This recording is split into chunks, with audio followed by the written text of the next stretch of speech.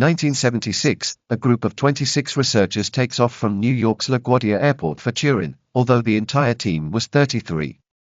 From August 27 to October 8, 1976, an exhibition will take place. This group of American scientists will be allowed to conduct studies on the Shroud for 5 days. They are sponsored by the Holy Shroud Guild of New York. The group is very diverse: members of the Lockheed Corporation, members of the Los Alamos National Laboratory, where the atomic bomb was invented, Oceanographic Services Incorporated, Nuclear Technology Corporation, Air Force Weapons Laboratory, 2 medical groups, at least 3 different photography laboratories, the New England Institute, the Jet Propulsion Laboratory, and even IBM. Peter Schumacher invented the VP-8, which was used to study the Viking probe photos, and applied the device to the Shroud. The doctors on the American team helped Professor Bimer Bologna confirm whether the stains on the wounds were blood. He found myrrh, aloe, and human blood type AB. Dr. Robert Bucklin, reviewing the anatomical structure, concluded, the images are anatomically correct, their pathological and physiological characteristics are clear and reflect medical knowledge unknown 150 years ago. John Jackson, along with Eric Jumper, are the team leaders. Young men who speak confidently about their experiences on the Shroud, having worked with NASA photographs taken of Mars and the VP-8 program, which allows the height of the Martian surface to be determined based on 2-dimensional photographs. Thus, they discover height and depth as they transform it into 3D. We have applied this technique directly to the Shroud, and it is clear that it is a 3-dimensional image, not a 2-dimensional one like all photographs or paintings. The image was not created by contact, because those areas of the cloth that did not touch the body would not be visible. Instead, the image is more or less intense in relation to the distance between the body and the cloth, but it was not created by contact. They proceed to separate the Shroud from its red and black backings. These had been sewn since the 17th century, just enough to allow an endoscopic probe to be passed through to see if the image was also under the cloth. The endoscopist announces, the image does not pass through to the back of the Shroud. The image is very soft, very faint. When a light is shone through, it shows through. This means there are no dyes, only the blood marks are visible when the light is passed through the Shroud. The image is transparent, with no paint to prevent the light from passing through. A grazing light test reveals the fabric's wrinkles and folds, and confirms that it was folded in 4, a reference to the tetradiplon mentioned in historical references. There is an absence of pigment and capillarity, and no brush strokes are visible anywhere. On the nose, knees, and feet, they find soil with the same composition as that of Jerusalem. The water streaks that fell on it in the fires and floods it has suffered have not erased the image. They performed grid mapping, X-ray photography, ultraviolet and infrared light, and false color photography. They took thread samples and discovered that in the place of the image, there were degraded fibers, not burned, rather, dehydrated, aged more than the other fibers, and only on the surface. This is what forms the image of the man in the Shroud. They found remains of skin, skeletal muscle, and wood at the nape of the neck. 150,000 hours of pro bono work were carried out. At least 27 publications were made in prestigious scientific journals. They became hooked on the subject for life, but they were unable to determine how the image was formed. Francis Feelers, a Jesuit priest, declares, looking at photographs of the face of the man on the Shroud, I found suggestive images of leptons. These are coins commonly used in Jerusalem during the 1st century. 4 letters are clearly visible, one of them incorrect. This coin is located above the right eye. The presence of these coins in the skull, in line with the eyes, has been documented in tombs in Israel. Their purpose was to keep the eyes closed. Most strikingly, we found a coin minted during the time of Pilate that has the same error as the imprint found on the Shroud. Carbon-14 date test. Why was the test inaccurate? Professor Ray Rogers of the STURP group explains a discovery that may explain what happened. A pair of lunatics discovered in photographs of the Shroud where fabrics can be distinguished that the area from which the sample was taken for carbon-14 dating had a large amount of cotton. I have original remnants of that sample, and I was setting out to prove them wrong, and guess what? They were right. But there was no cotton in Israel at that time, and since it was a fabric for Jews, manufacturers couldn't mix threads, never linen with cotton. So that cotton was mixed with the original linen fibers after the Shroud was made. The point is that by mixing the original fabric with younger fibers, the carbon test will give an age later than that of the linen fibers. That's why the date given by the laboratories isn't from the 1st century but from the 13th to 14th century. Studying the photos, you can see that there's a section with a greater amount of cotton in that area. From there, they took the sample they sent to the laboratory, where they determined the shroud's age to be between 1260 and 1390. On the contrary, the sample they took from where there's less cotton gives an older date. It's incredible, they took the sample from a place that's been touched by dirty hands for centuries. It's a corner where bishops used to take the shroud to display it to the public. They also recently published that the shroud is covered in bacteria, the entire fabric, and that also provides very recent carbon-14 atoms. In addition, the box containing the shroud was treated with thymol, which kills mites, bacteria, everything, so there are residues of those dead bugs on the shroud. This also rejuvenates the sample. A study being conducted in Spain on the Oviedo shroud, which they claim is the same cloth used to cover Jesus' head. It turns out that using an electron microscope, they found carbon-impregnated fibers in the fabric threads.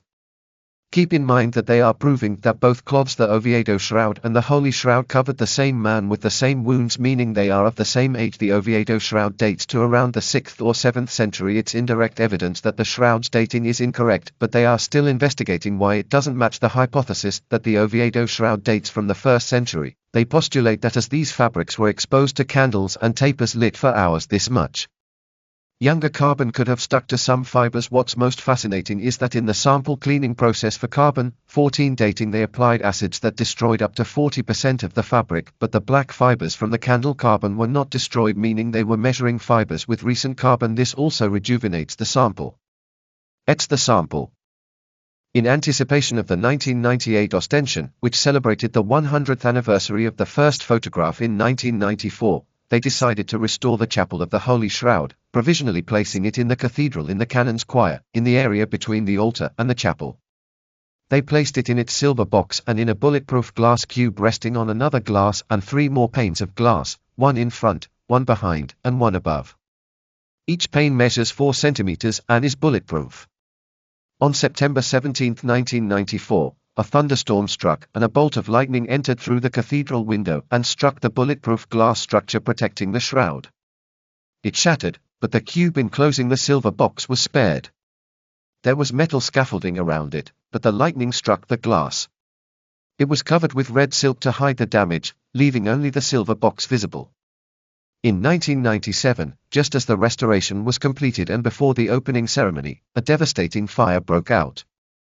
It practically destroyed the entire chapel and part of the royal palace adjacent to the cathedral. The shroud was in danger. The flames were visible from afar. No one called the firefighters, but they arrived and worked hard to put out the fire.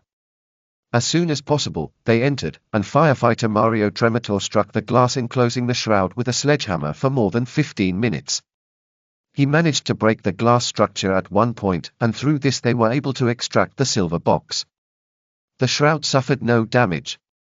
From then on, it was left flat to avoid damaging it when folded, and placed in a 4.64 by 1.38 m urn or sarcophagus, donated by Italgas, in a controlled, fire and bomb-proof environment. The Shroud of Oviedo. In the Gospel of John, it is described that when Peter and John entered Christ's tomb and found it empty, John believed because he saw the flat, deflated sheet and also saw the shroud that had been on Jesus' head, not placed with the sheet but rolled up in a separate place. Upon seeing the flat sheet, John believed. For the early Christians, these relics were, as they are for us, of immense value. They were something that should be preserved because they are objects from the Lord that bore witness to his suffering for love of us.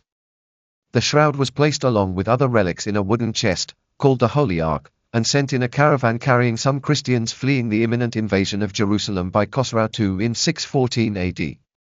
They settled in Alexandria for some time. The Persians advanced in Africa and the presbyters decided to move it to Cartagena on the Iberian coast. It arrives in Ecija, where Bishop Fulgencio decides to send it to his superior in Seville, Bishop Isidore. It continues its journey on donkey back, as Isidore is transferred to Toledo and takes it with him. They are fleeing the Muslim incursion and the risk of the relics being destroyed. The original box is replaced with a cedar one. It is hidden in the cave of Santo Toribio for 80 years until sometime between 812 and 842, when King Alfonso II moves it to Oviedo, where it has remained to this day. In 1113, Queen Urraca has the cedar chest, which can be seen in the Cathedral of San Salvador, covered in silver. Oviedo becomes a pilgrimage site along with Santiago de Compostela. It is said, whoever goes to Santiago and not to San Salvador visits the servant and forgets the Lord. But whoever sees the shroud sees only a dirty rag stained with what appears to be blood. An Italian archbishop, Monsignor Ricci, was interested in finding an object that would prove the authenticity of the Shroud of Turin, and someone told him about the Sudarium of Oviedo. Monsignor Ricci traveled to Oviedo and was allowed to examine the shroud. He took some threads with him, which he sent to palynologist Max Fry, who examined them and confirmed the presence of some of the pollen found on the shroud, those corresponding to Jerusalem. Monsignor Ricci published a book, El Humo della Sindone Gesù, in which he stated that both cloths covered the same person. A research group was formed in 1989 with doctors, scientists, and a wide variety of experts to investigate the Shroud of Oviedo. This group was partly motivated by Monsignor Ricci's book and the STURP studies of the shroud. Its initials are EDICES, and its members are part of the Spanish Center for Sindonology in Valencia. We are looking at the shroud. As you can see, it is a dirty, stained, and wrinkled cloth. No face is visible. It measures 83 by 53 centimeters and has a fold in the middle. It lacks a defined image like the Holy Shroud. It was displayed vertically in the Cathedral of San Salvador. Ricci rotated it when he laid it horizontally, and when he folded it along the center crease, you can see that the stains on both sides of the crease coincide. There is an error. The shroud has a frame sewn into the back, in quotation marks. This was identified by placing the least dirty part outward, and the dirtiest back part was covered. However, the part that was placed over Jesus' face is precisely the dirtiest. It is a rudimentary fabric, hand-spun and woven, a taffeta type, cross-stitched. It is irregular, of poor quality, and has knots and errors. The thread was hand-spun with a Z twist, common in the Roman Empire. Jews spun in an S twist. Remember that the Romans probably put the shroud on to avoid staining it with the crucified Christ's secretions. The Iberdrola company allowed researchers to use its equipment, which included an electron microscope. It was also examined under ultraviolet light, a transverse light with which blood is more visible. It's not as noticeable to the naked eye, but with that light, the entire fabric is seen to be covered with blood. The wrinkles that give an idea of its use are studied. You know that removing wrinkles from linen is not easy.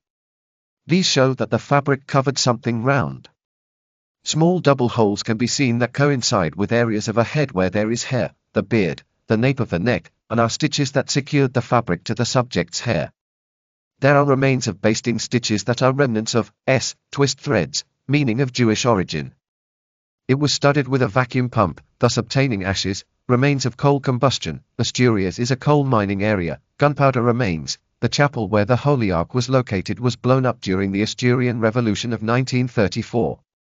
In the areas where there is blood, they found white marks. They were aloe resin and storax balsam, two substances used in the embalming of the corpse. It was determined that the stains that look like blood are indeed human blood of type AB, the same type as the blood on the Holy Shroud.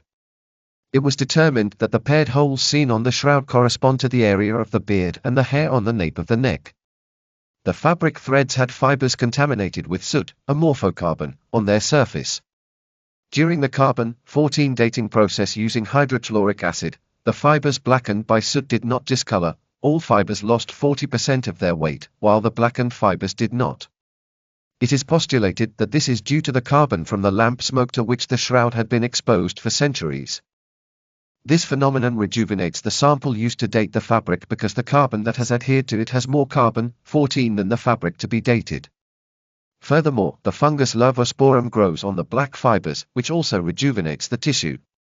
According to the blood stains, bronchial fluids, and pleural fluid, both the Shroud of Oviedo and the Shroud of Turin covered the same tortured man.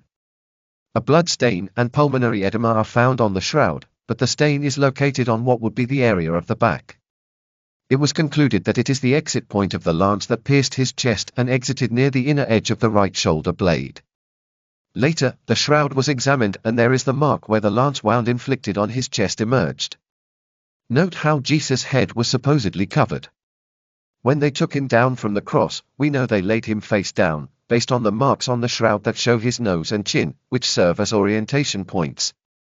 Here is the mark of the blood that came out of his nose, which stops a little at the mustache and upper lip, and the mark that came out of his mouth, which stops at the lower lip and beard. And notice the abundant blood above the nose. This blood and pleural fluid are coming out of the mouth and nose. When the body is turned face down and the head is already rigid, the forehead is lower than the nose and mouth, so the fluid is trapped above. You can also see the marks left by fingers trying to occlude the fluid from escaping by applying pressure. After lowering him and turning him face up, they unstitched the shroud, which is why there are torn pieces of the basting, and tied the shroud with a knot at the top. They carried him in this way, and once in the tomb, they applied myrrh and aloes, then removed it, covering Jesus with the Shroud of Turin. Guided by the blood stains and pulmonary edema fluid on the Shroud of Oviedo, and if we place it on the Shroud of Turin, they fit perfectly. These scientists dedicated hours of their free time. It wasn't a paid job, it was a job out of love. They dedicated 30 years to these studies, and so far, no one has been able to refute their conclusions. One more detail, you can explore the images created based on the three-dimensionality of the shroud. Here in Spain, we find the so-called Christ of Minaro and the hyperrealistic Christ. A 3D photocopier can print an image of the man on the shroud without errors, except for the bruises and edema. It has no anatomical errors. The measurements taken from the shroud image allow us to reconstruct the facial skeleton and measure the two-headed distance. With the sudarium, the cranial perimeter can be measured, and they match the correct anatomical measurements. The shroud behaved like a glove and was printed with the body of the crucified Christ. If you enjoyed the videos, give us a like and subscribe. If you enjoyed our video, please give us a thumbs up, subscribe to the channel, and activate the bell. This channel isn't monetizable, but we need your support to keep making videos.